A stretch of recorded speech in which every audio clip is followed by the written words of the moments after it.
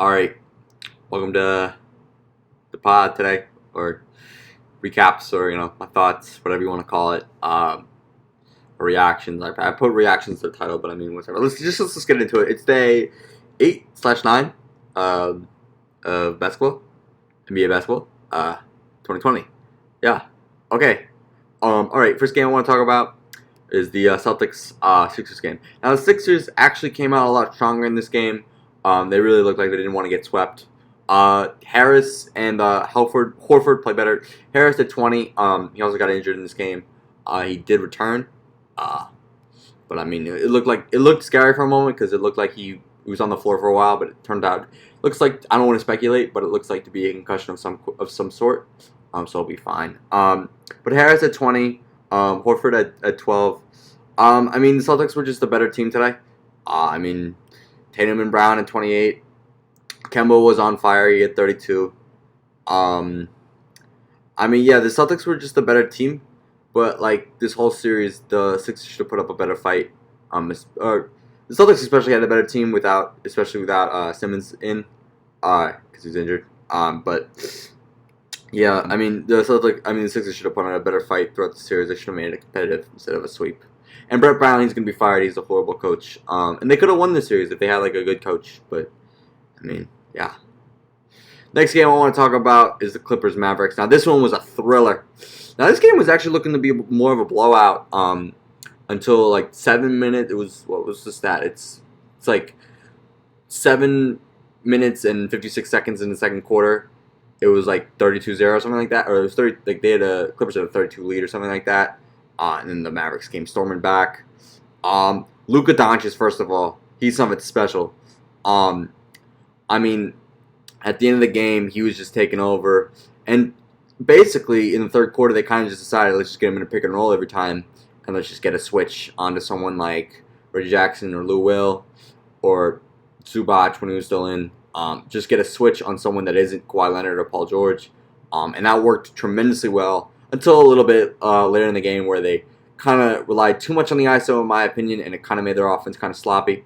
But Trey Burke also and Tim Hardaway, they both had two great games. Curry had a nice game too. He had 15 points. And Tim Hardaway had 21 points. Trey Burke had an awesome game, 25 points Trey Burke on 70% shooting, Tim Hardaway on 40% shooting, and Curry on 66% shooting. And Luka Doncic was on 58% shooting. But yeah, Paul George, Kawhi played well today. He had 32. I mean, Clippers didn't really show up besides him and Lou Will. Zubac played okay. He had 15 points. I mean, defensively, he was horrible. Just my stake on it. Well, I mean, he was getting switched on these defense players. They kind of figured it out towards the end of the game where they were being able to switch back. But I think it's kind of not on the Luka just not taking over the moment in the pick and rolls, just not taking advantage of it, which maybe we'll make the adjustment in game 5. Paul George continues to shoot horrible. You gotta wonder, I don't want to speculate, maybe it's something with his shoulders, which is a concern. Again, he put ice on game 1 after game 2. But I mean, he didn't put ice on his shoulders after this game. But yeah, he shot horrible today. He shot 21%, 3 of 14 from the field. I mean, yeah. I mean, maybe I don't want to say it that like I don't want to overly react to this game, but maybe the Mavericks kind of win this series.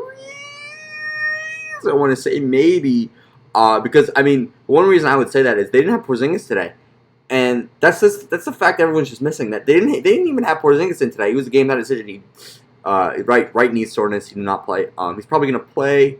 My guess he would play game 5 or whatever game it is. Yeah, it's game 5. But yeah, I mean, that's really it. That's all my take on it.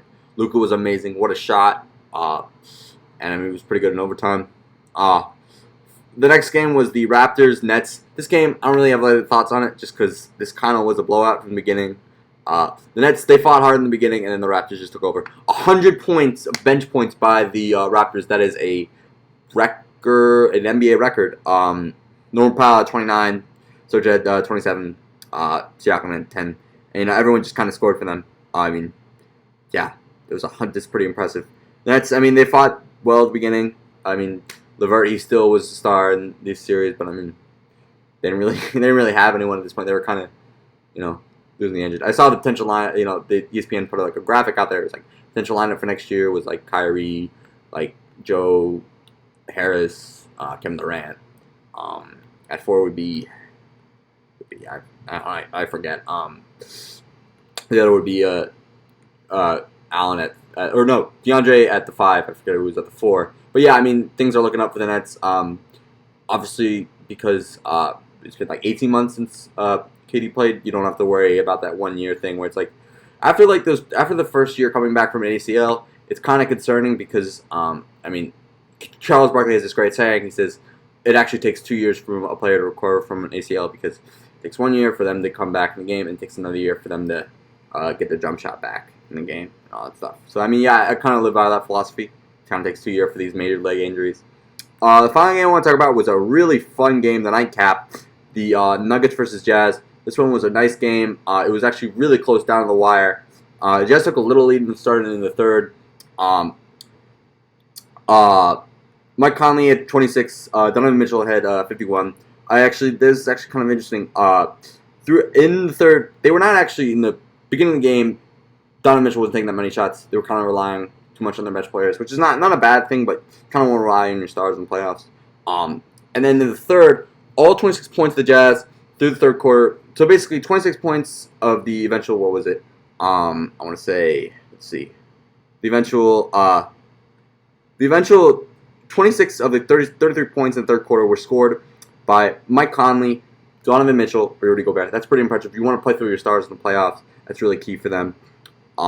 Which was kind of nice for them after the first half where they didn't really play through their stars that much.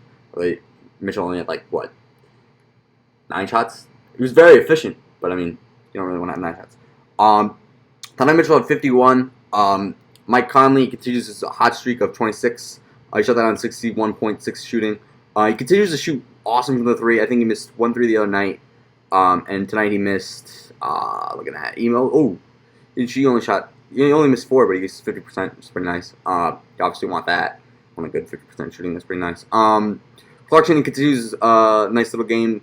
He didn't play as well in game 2 or game 3, with only 11 points or something like that.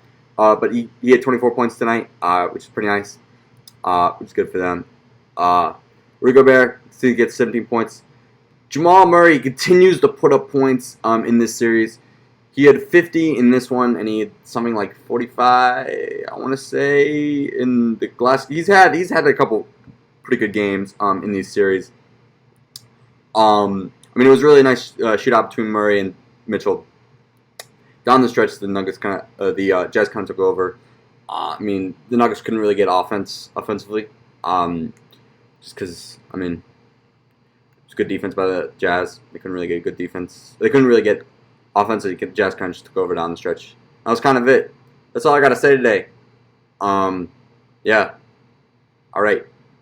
I mean, actually, I'll finish on this. The Jazz and Nuggets. I mean, the Jazz are looking. They have a 3-1 lead. That means they're probably going to make the second round. If you're the Nuggets, I want to leave it on this. Do you trade for Bradley Beal if Bradley Beal is available in the offseason? Because, you didn't come out of the first round. I don't want to press the panic button. I know that's just a random idea just in the pod, but I figure it's a good point to end on a question in the comments for you to answer. Yeah.